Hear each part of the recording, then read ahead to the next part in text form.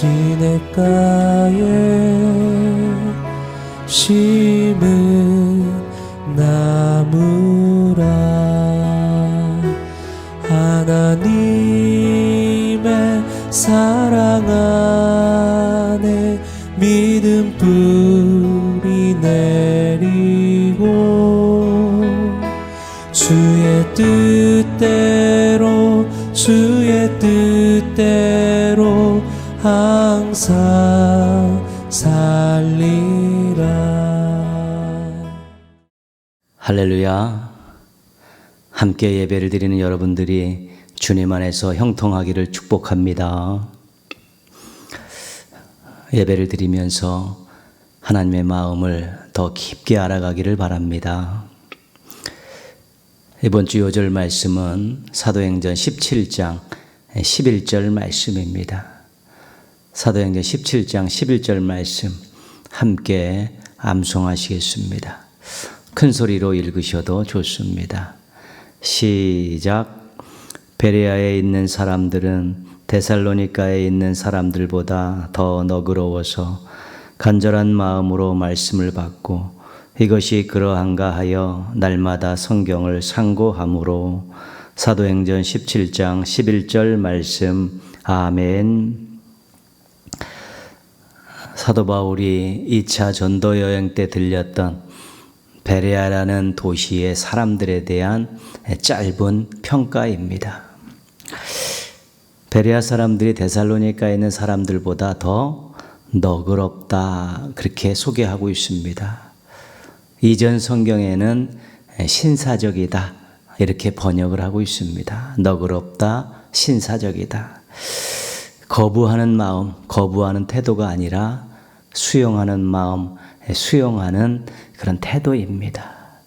돌 같은 마음이 아니라 스펀지 같은 그런 마음, 모든 것들을 잘 수용하고 받아들이는 그런 태도를 말합니다. 특별히 말씀에 대해, 성경에 대해서 베레아 사람들은 너그러웠다, 신사적이다, 잘 받아들였다는 그런 의미입니다. 간절한 마음으로 말씀을 듣고 받은 것입니다. 그리고 날마다 성경을 배우고 묵상한 것입니다. 이것이 정말 하나님의 말씀인가? 왜 그런가? 어떻게 또 순종해야 되는가? 이런 것들을 고민하면서 늘 매일매일 상고했다. 배우고 묵상하고 순종했다는 것입니다. 그 베레아 사람들은 사모하는 마음, 알고자 하는 마음이 아주 잘 갖춰진 그러한 사람들이었습니다. 좋은 마음의 밭을 가지고 있었다는 것이죠. 거기에 말씀이 떨어지니까 30배, 60배, 100배의 열매를 맺을 수 있었던 것입니다. 말씀에 무관하면 신앙은 정체하게 됩니다. 말씀을 통해 알고 깨닫고 행동해야 되는 것이 멈추었기 때문에 신앙은 정체되는 것입니다. 말씀에 무관심하면 신앙은 냉랭해지기 쉽습니다. 왜냐하면 말씀에 대한 무관심은 하나님에 대한 무관심이기 때문입니다. 말씀은 사모해야 합니다. 말씀은 친근해야 합니다. 말씀은 살아내야 합니다. 그 말씀을 사모하고 친근하고 살아내다 보면 행복해지는 것입니다. 건강한 신앙이 되는 것입니다. 말씀이 양식이기 때문에 그 신앙 자체가 건강할 수밖에 없습니다. 말씀이 능력이기 때문에 아주 생생한 간증들을 갖고 있기 때문에 생명력 넘치는 그런 신앙과 삶을 소유할 수 있게 되는 것입니다. 말씀이 복이기 때문에 풍성한 삶을 누리게 되는 것입니다. 말씀에 대한 너그러운 마음을 가지셔서 말씀 때문에 복된 삶을 사시기를 바랍니다. 함께 찬송하시겠습니다. 찬송하신 후에 소수님 권사님께서 기도 인도해 주시겠습니다. 이 시간에 우리 하나님의 은혜라는 찬양 함께 고백하겠습니다.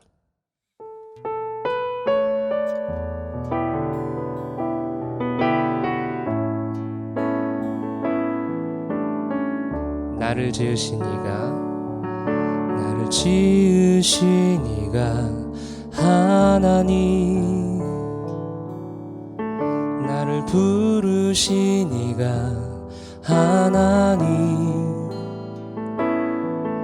나를 보내신 이도 하나님, 나의 나 된 것은 다 하나님 은혜라. 나의 달려갈 길 다가도록, 나의 마지막 호흡 다하도록,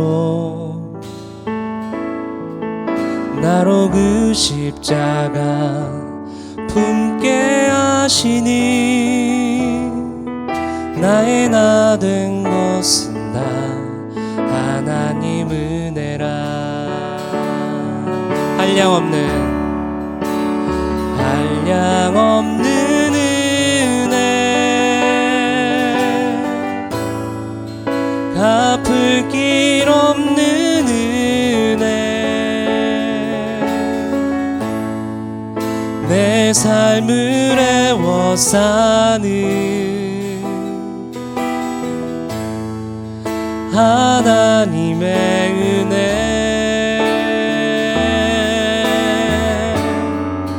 나 주저함 없이 그 땅을 밟음도 나를 붙드시는 하나님의 은혜. 우리 처음부터 고백할까요? 나를 지으신 이가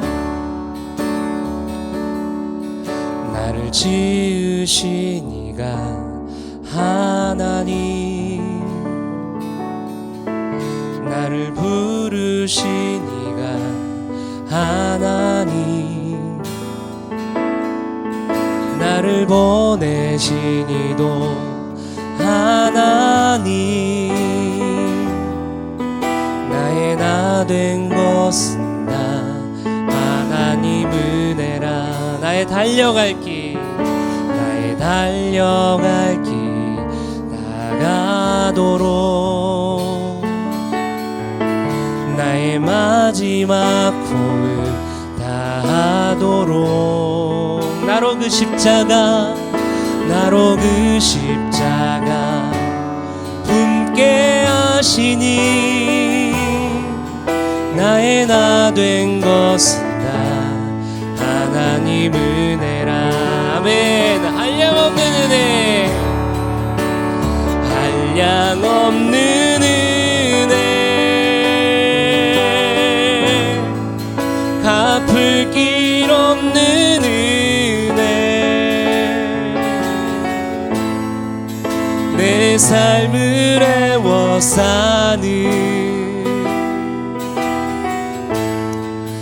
하나님의 은혜,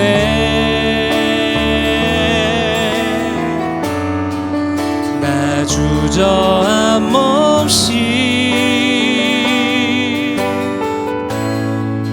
그 땅을 밟음도 나를 붙드시는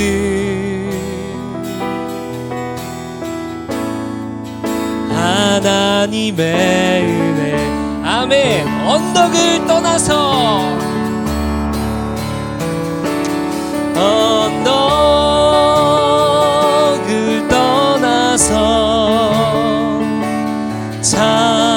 창파에 매디워 내 주 예수 내의 바다로 내 맘껏 져가라 내 맘껏 져가라. 마지막으로 내 맘껏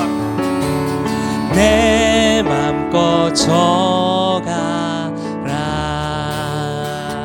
내 주 하나님, 내 주 하나님 하나님 넓고 큰 은혜는 저 큰 바다보다 깊다. 너 곧 한 줄을 끌어 깊은 데로 저 한가운데 가보라. 언덕을 떠나서 장파에 배 띄워 내 주 예수 내의 바다로 내 맘껏 져가라. 왜 너 인생은 언제나 거기서 저 큰 바다 물결 보고 그 밑 모르는 깊은 바다 속을 한번 헤아려 안 보나. 언덕을 떠나서 장파에 배 띄워 내 주 예수 내의 바다로 내 맘껏 져가라. 많은 사람이 얕은 물가에서 저 큰 바다 가려다가 찰싹거리는 작은 파도 보고 마음 약하여 못 가네. 언덕을 떠나서 장파에 배 띄워 내 주 예수 내의 바다로 내 맘껏 져가라.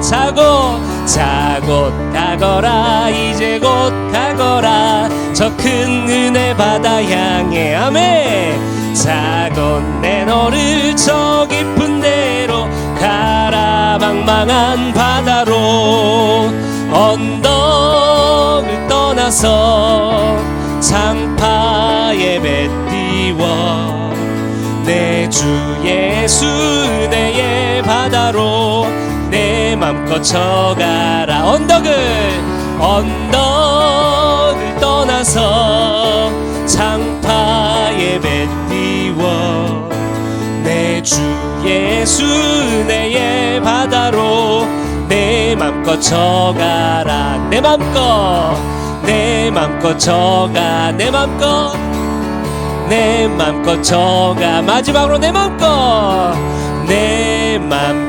져가라. 아멘. 언덕을 떠나서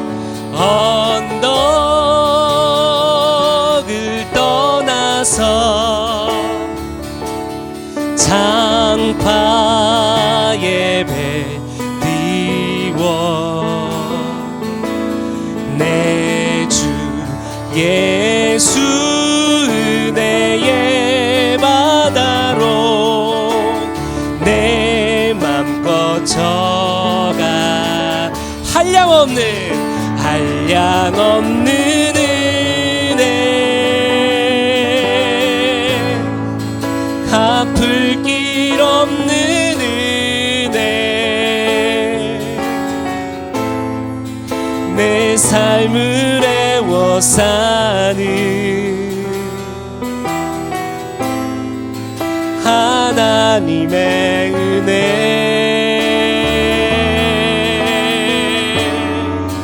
나 주저함 없이 그 땅을 밟음도 나를 붙드시는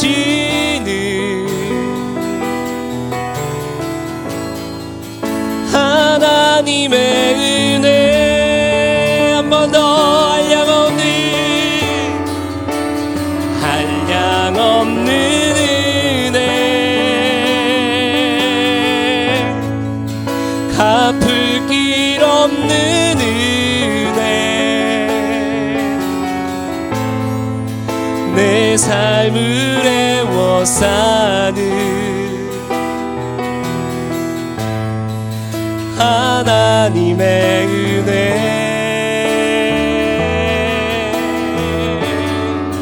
나 주저함 없이 그 땅을 밟음도 나를 붙드시는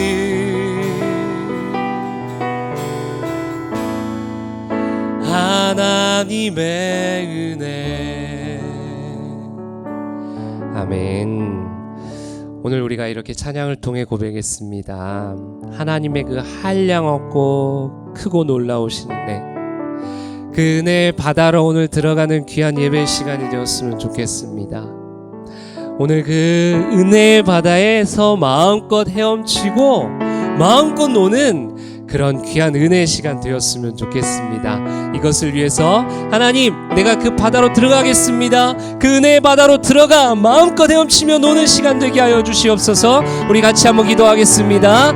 하나님 아버지, 고맙고 감사합니다. 오늘도 이렇게 3일 밤 예배 드릴 수 있도록 은혜를 주시니 감사합니다.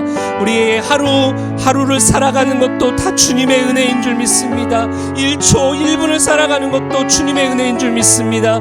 나의 힘과 능력과 나의 생각으로 살아가는 것이 아니라 오직 하나님의 은혜로 살아가는 것임을 우리가 늘 잊지 않고 살아가게 하여 주시옵소서.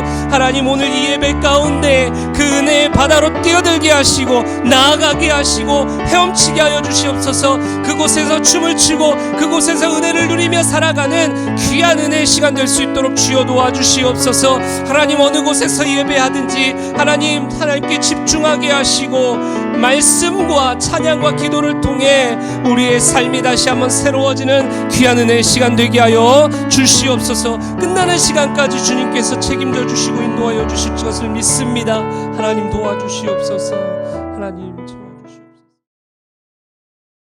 하나님 아버지, 저희들 예배자로 불러주시니 감사합니다.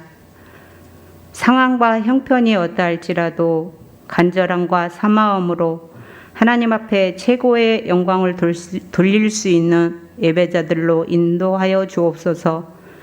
코로나로 어려운 시간에 하나님의 때를 따라 돕는 은혜로 살아가고 있음을 감사드립니다. 감사를 저버리지 않고 간격적으로 주님과 동행하며 주님의 도우심과 인도하심 따라 소금으로 세상을 이기게 하옵소서.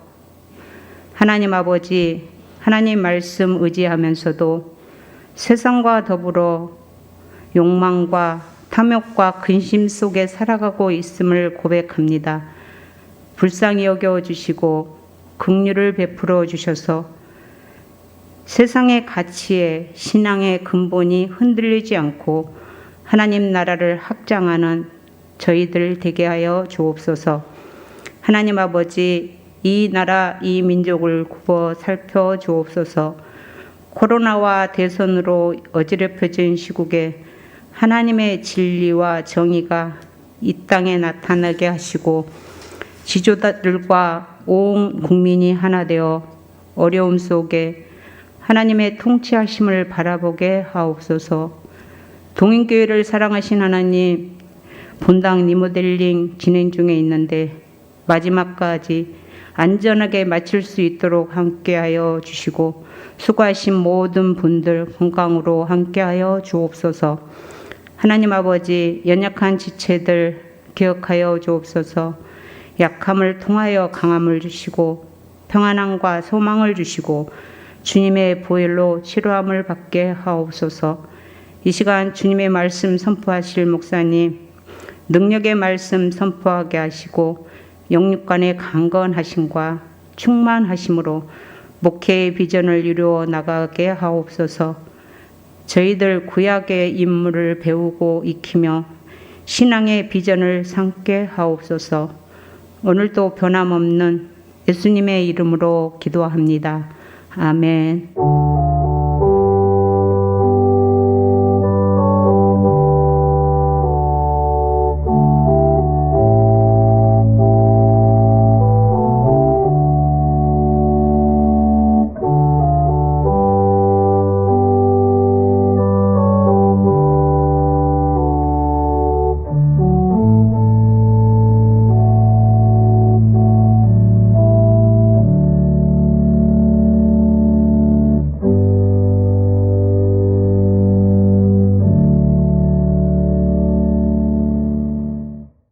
오늘 주신 하나님 말씀은 사사기 7장 19절에서 23절까지 말씀입니다. 주보에는 조금 잘못 나왔는데 우리 사사기 7장 19절에서 23절입니다. 오늘 말씀 우리 한 목소리로 같이 봉독하겠습니다. 기드온과 그에 함께한 100명이 이경초의 진영 근처에 이른즉 바로 파수꾼들을 교대한 때라. 그들이 나팔을 불며 손에 가졌던 항아리를 부수니라. 세대가 나팔을 불며 항아리를 부수고 왼손에 횃불을 들고 오른손에 나팔을 들어 불며 외쳐 이르되 여호와와 기드온의 칼이다 하고 각기 제자리에 서서 그 진영을 에워싸매 그 온 진영의 군사들이 뛰고 부르짖으며 도망하였는데 300명이 나팔을 불 때에 여호와께서 그 온 진영에서 친구끼리 칼로 치게 하심으로 적군이 도망하여 스레라의 벳시다에 이르고 또 답밭에 가까운 아벨 무홀라의 경계에 이르렀으며 이스라엘 사람들은 납달리와 아셀과 온 므낫세에서부터 부름을 받고 미디안을 추격하였더라. 아멘. 우리가 구약 성경의 시대를 7개 시대로 이렇게 구분한다는 거 우리 첫 시간에 한번 배웠었습니다. 다시 한번 확인합니다. 창조 시대, 족장 시대, 모세 시대, 사사 시대, 왕정 시대, 포로 시대, 포로 귀환 시대, 이렇게 7개 시대입니다.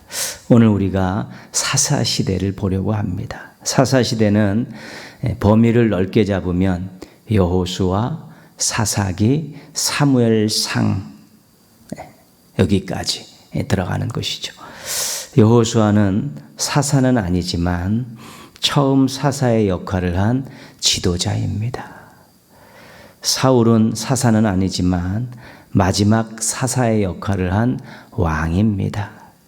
사사기 처음을 보면 여호수아가 죽은 후에 이렇게 기록이 되어 있습니다.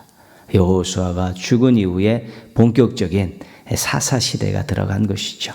그래서 사사 시대는 범위를 좁히면 여호수아가 죽은 후 사울이 왕이 되기 전까지 여기를 우리가 사사 시대라고 볼 수 있습니다. 실제 사사기 안에는 13명의 사사가 등장합니다. 이 사사는 어려운 때에 하나님께서 부르셔서 이스라엘을 구원하는 데 사용하신 지도자들입니다. 나라가 어렵고 정말 강대국의 희생양이 되어서 백성들이 고역을 할 때 하나님께서 한 지도자를 부르셔서 그들을 구원하게 하시는데 그 역할을 했던 사람들이 사사입니다. 한순간에 역사의 한순간에 하나님의 부르심을 받고 나라를 구원했던 지도자들, 이것이 사사입니다. 오늘은 사사 기드온을 살펴보려고 합니다. 기드온이 활동하던 시기에는 이스라엘이 미디안에 속국이 됐습니다. 그들이 침략해서 수탈을 하는 것이죠. 핍박을 하는 것입니다. 백성들의 삶이 아주 곤고했습니다. 먹을 것도 입을 것도 또 자유도 이 모든 것들 다 잃어버린 힘든 상황이었습니다. 그들이 너무 힘드니까 이것이 우리의 죄 때문이구나 이걸 깨닫고 하나님께 회개하면서 부르짖어 기도했습니다. 살려달라고 구원해달라고 기도했습니다. 그때 하나님께서 기드온을 부르셔서 사사로 세우셔서 이스라엘을 구원하게 하시는 것입니다. 오늘은 그 과정을 쭉 살펴보려고 합니다. 특이한 것은 하나님과 기드온 사이에 계속 밀당이 있었다는 것입니다. 숨어서 포도주 틀에서 밀을 타작하는 기드온에게 여호와의 사자가 나타나셨습니다. 그래서 큰 용사여 여호와께서 너와 함께 하시도다. 그랬더니 기드온이 함께 하신다고요? 하나님이 우리와 함께 하시면 우리가 어떻게 미디안에 이렇게 핍박을 받고 이렇게 힘들게 살고 있습니까? 하나님이 함께 하신다는 사실을 나는 인정할 수 없습니다. 그러자 하나님의 사자가 너는 가서 너의 힘으로 이스라엘을 미디안에서 구원하라. 내가 너를 보낸 것이 아니냐. 두 번째는 기드온을 부르셔서 이스라엘을 구원할 사사로 보내신다는 것입니다. 그랬더니 기드온이 쥐뿔도 없는 내가 무슨 수로 이스라엘을 구원합니까? 제 가문이나 저나 뭐 내세울 것 없습니다. 아주 부정적인 말을 하면서 아주 입도 뻥끗하지 못하도록 그렇게 반격을 합니다. 그러자 하나님의 사자가 내가 반드시 너와 함께 하리니 내가 미디안 사람 치기를 한 사람을 치듯하라. 승리케 해주신다고 아주 약속을 주신 것입니다. 그렇다면 표징을 보여주십시오. 지금 말씀하시는 분이 하나님과 관계된 분이라는 것을, 신실하신 하나님과 관계된 분이라는 표징을 보여주십시오. 이제는 기드온이 표징을 보여주면 믿겠다고, 인정하겠다고 그렇게 생떼를 쓰는 것입니다. 결국 자신이 준비한 염소고기와 또한 무교병과 국에 불이 임하는 것을 보면서 여호와의 사자인 줄 인정하게 됩니다. 그리고 거기서 여호와 샬롬이라는 그런 제단을 쌓게 됩니다. 첫 번째, 표징을 보여주면 당신이 하나님이 보낸 사자인 줄 믿겠다는 것, 그 표징을 보여줘서 이제 한 고비를 넘게 된 것입니다. 기드온이 미디안과 이제 전쟁을 치를 준비를 하고 있습니다. 근데 부르심도 받았고 하나님의 영의 감동도 받았지만 아직도 두려움을 떨쳐버리지 못하고 있습니다. 또 의심도 조금 있었던 것 같습니다. 그래서 하나님께 표징을 보여달라고 또 때를 씁니다. 승리의 징표를 달라는 것입니다. 그러면서 타작마당에다가 양털을 한 뭉치를 이렇게 놓을 테니까 이슬이 양털에만 있고 마당에는 없게 해달라는 것입니다. 하나님께서 그렇게 징표를 보여주셨습니다. 그랬더니 이번에는 양털은 마르고 타작마당에만 이슬이 있게 해달라고 또 반대로 표징을 요구했습니다. 하나님께서 그렇게 해주셨습니다. 그래서 결국 믿고 전쟁터로 나아가게 됩니다. 기드온이 미디안과의 전쟁을 위해 군대를 소집했습니다. 미디안에 아말렉과 동방 사람들이 합류해서 이 군세가 어마어마했습니다. 7장 12절의 표현을 빌리면 메뚜기의 많은 수와 같다. 메뚜기가 바글바글 모여있는 그 정도의 표현을 하고 있는 것이고요. 9장 10절로 확인하면 13만 5천 명이나 됩니다. 그런데 기드온이 소집한 군대의 병사는 2만 2천 명입니다. 병사 수로는 6대1 정도입니다. 6대1. 그런데 미디안의 군대에는 낙타의 수가 해변의 모래에 비유될 정도로 많았다. 그렇게 소개하고 있습니다. 병사도 6대1의 차이가 나지만 그 낙타가 엄청나게 많았죠. 전쟁에 있어서 아주 큰 역할을 감당하는 것이 그 낙타인데 낙타가 그렇게 많았다는 것입니다. 그런데 하나님께서 2만 2천 명의 병사가 많다고 줄이라는 것입니다. 결국 두 번에 걸쳐 줄여서 몇 명으로 줄였냐면 300명으로 줄였습니다. 300명입니다. 아까는 6대1의 열세였는데 이제는 450대1의 열세로 바뀌어버렸습니다. 여러분 450대1 생각나는 것 없습니까?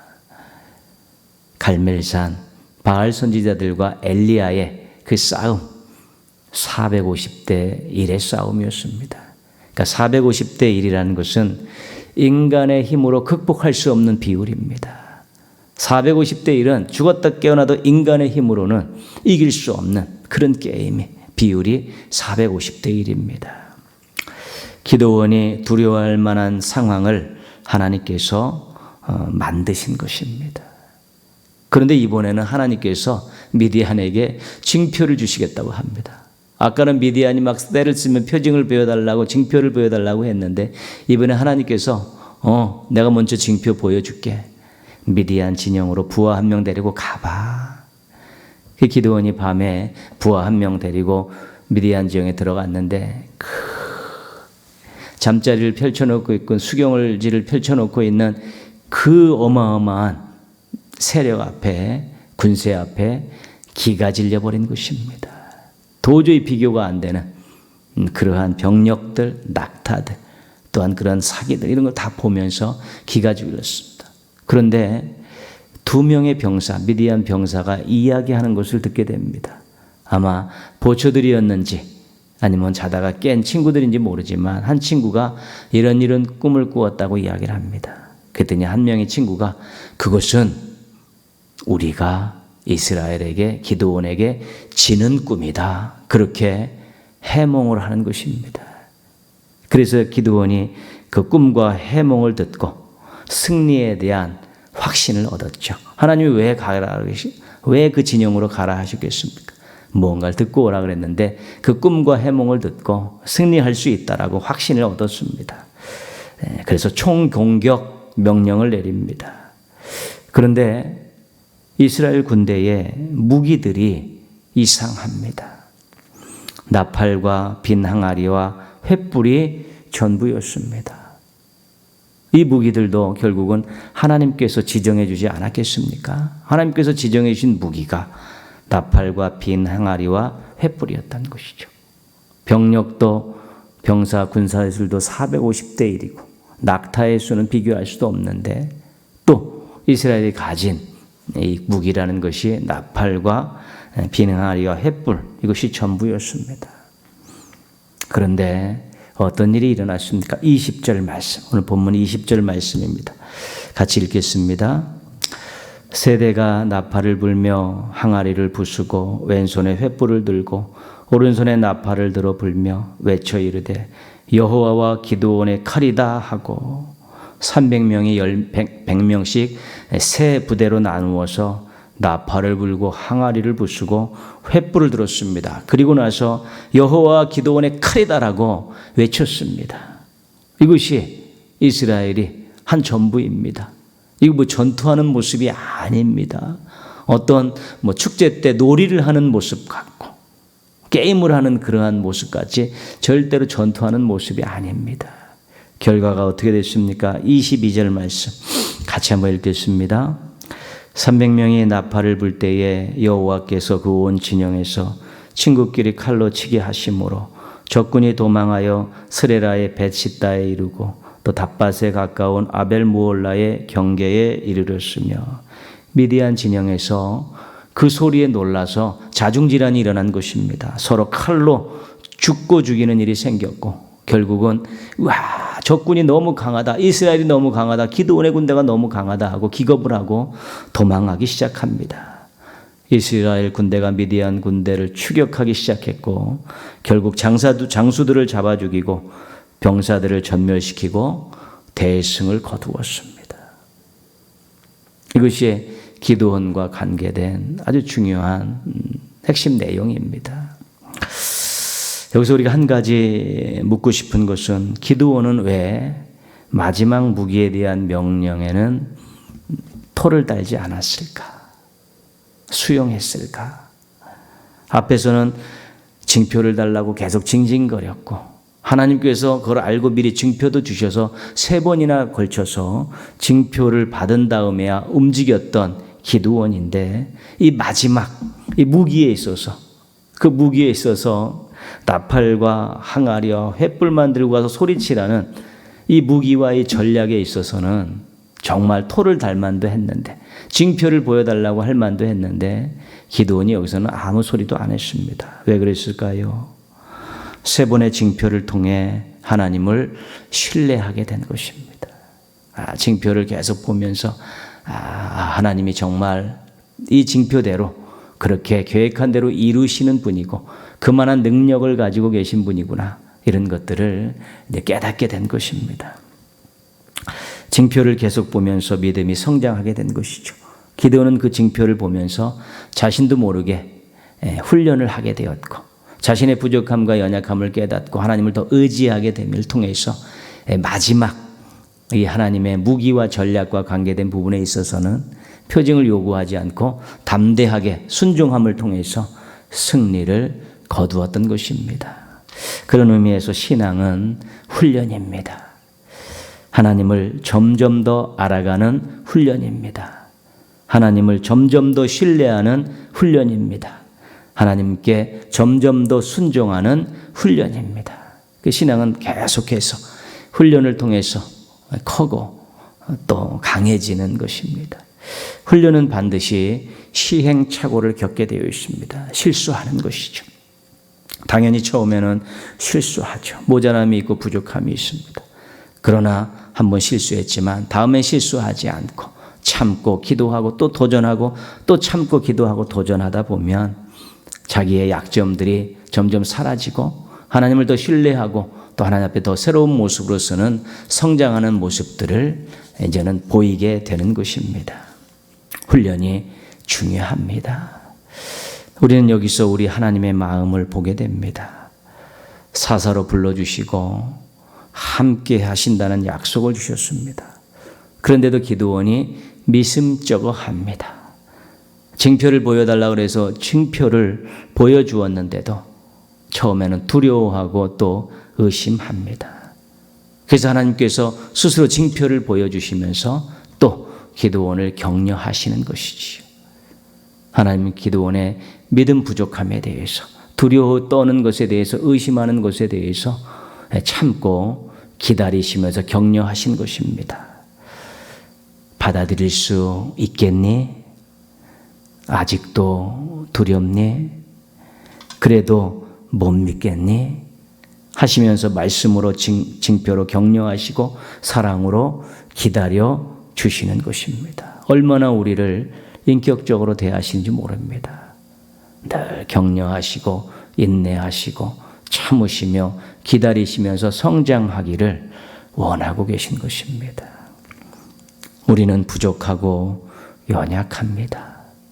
믿음이 흔들릴 때도 있고 두려움에 휩싸여서 어떤 일에 대해 엄두도 내지 못할 때도 있습니다. 욕심 때문에 엉뚱한 생각할 때도 있고요. 편히 가려고 안주하려고 그렇게 많은 시간들을 할애하는 경우들도 있는 것입니다. 그래서 훈련해야 되는 것입니다. 하나님 앞에 늘 새로운 모습, 좋은 모습으로 쓰려고 자신을 훈련해야 되는 것입니다. 그리고 하나님께서 사랑하시는 마음으로 기다리고 성장하기를 원하신다는 거 기억하면서 한번 실수했어도 다시 도전하고 한번 실패했어도 다시 도전하면서 늘 새로운 모습들을 하나님 앞에 쓰려고 몸부림치다 보면 어느덧 실수가 줄어들고 의심이 사라지고 두려움이 없어지면서 하나님 앞에 아름답고 신실한 모습으로 설 수 있게 되는 것입니다. 우리는 훈련하고 시행착오를 겪으면서 훈련하고 하나님은 사랑하는 마음으로 인내하고 기다려주시는 것, 이것들이 잘 합치될 때 우리 하나님이 기뻐하시는 신실한 신앙인으로 성장할 수 있고 우리는 우리의 성장을 통해서 하나님을 더욱더 기쁘게 해드릴 수 있게 되는 것입니다. 훈련하며 성장하는 신앙인, 하나님의 기다리시는 마음을 알고 포기하지 않고 계속 도전하는 신앙인, 이런 신앙인들 되셔서 오늘보다 내일 하나님께 늘 좋은 모습 보여드리는 멋진 신앙인들 되시기를 주님의 이름으로 축원합니다. 함께 기도하겠습니다. 기도하실 때요, 시행착오가 있지만 훈련하는 신앙인 되게 하여 주옵소서. 하나님이 기다리시는 마음을 알고 실패했어도 시행착오가 있어도 계속 도전하게 하소서. 그래서 성장하는 신앙인 되게 해달라고 기도하시고요. 예배당 237 리모델링 하고 있습니다. 우리는 깔끔하게 안전하게 감사하게 기쁨이 넘치게 잘 리모델링이 되고 좋은 환경 속에서 우리 성도들도 신앙과 삶의 새로운 또 전환점을 맞이해서 리모델링해서 하나님 쓰시기 좋은 인생과 또 좋은 신앙으로 또 성장하는 계기가 될 수 있게 해달라고 우리 한번 같이 기도하겠습니다.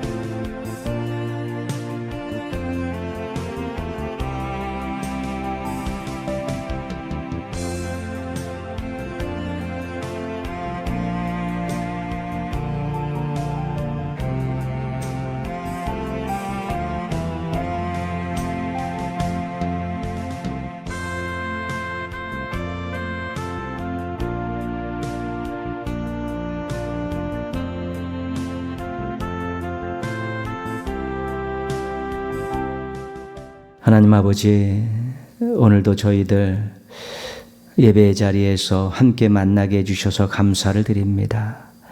각자의 처소에서 드리는 예배지만 저희가 그리스도 안에서 하나임을 잊지 않게 하시고 한 아버지를 섬기는 자녀들임을 기억하면서 참으로 귀한 예배를 드렸사오니 하나님, 저희들이 드린 예배를 기쁘게 받아주시고 또 주신 귀한 말씀이 또 저희들의 마음을 행복하게 하고 또 감동이 있게 하여 주옵시고 도전하게 도와주셔서 하나님을 이전보다 더 사랑하며 살아가게 도와주시옵소서. 훈련하는 신앙인 되게 하여 주시고 하나님의 기다시는 마음을 헤아리는 신앙인들 되게 하여 주셔서 시행착오가 있고 실패가 있어도 포기하지 않고 노력해서 성장하는 신실한 신앙인들 되게 하여 주시옵소서. 오늘보다 내일 하나님께 더 좋은 모습으로 서겠다는 그런 소망을 가지고 늘 하루하루 열심히 살게 하여 주옵시고 기도하며 살게 하시고 말씀 붙들고 살게 하시고 주어진 일들 잘 감당하며 살게 도와주셔서 항상 하나님 앞에서 새롭고 귀하고 아름다운 모습 보여드릴 수 있는 멋진 신앙인들 되게 하여 주시옵소서. 예배당 2, 3층 리모델링 진행 중에 있습니다. 또 즐겁게 안전하게 또 소망 중에 잘 마무리되게 하여 주시옵시고 우리 온 성도들이 좋은 또 환경 속에서 신앙생활하며 자신의 신앙과 삶도 새롭게 리모델링하는 계기로 삼게 하여 주셔서 이전보다 하나님을 더 뜨겁게 사랑하고 하나님 쓰시기에 좋은 인생과 또 가정과 생업의 현장들을 만들어갈 수 있도록 복내려 주시옵소서. 예배자를 지킨 귀한 사랑하는 성도들 하나님 기억하여 이름을 기억하여 주옵시고 예배 기도 제목들을 기억하여 주셔서 예배 중에 우리 하나님의 뜨거운 사랑을 경험케 하여 주옵시고 삶의 자리에서 하나님의 손길을 경험하며 살아가는 행복한 죄종들 되게 하여 주시옵소서. 예수님의 이름으로 기도합니다. 아멘. 하늘에 계신 우리 아버지, 아버지의 이름을 거룩하게 하시며 아버지의 나라가 오게 하시며 아버지의 뜻이 하늘에서와 같이 땅에서도 이루어지게 하소서. 오늘 우리에게 일용할 양식을 주시고 우리가 우리에게 잘못한 사람을 용서하여 준 것 같이 우리의 죄를 용서하여 주시고 우리를 시험에 빠지지 않게 하시고 악에서 구하소서. 나라와 권능과 영광이 영원히 아버지의 것입니다. 아멘. 하나님 사랑의 눈으로 너를 어느 때나 바라보시고 하나님 인자한 귀로서 언제나 너에게 기울이시니 어두움에 밝은 빛을 비춰주시고 너의 작은 신음에도 응답하시니 너는 어느 곳에